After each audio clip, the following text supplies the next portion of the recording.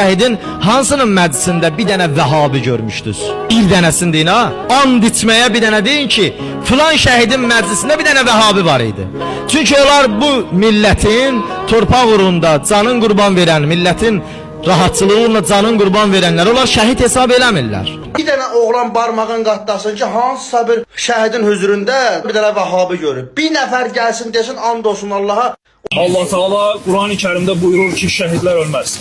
Onlar Allah'ın dergahında sağ olup Allah Teala onları ruzilendirir. Onlar bizim katımızda da, bizim yanımızda da, daima bizim kalbimizde olacak. Çünkü onların sebebiyle bugünleri biz rahat şekilde burada dayanıp hava alıp havamızı kabul ediyoruz.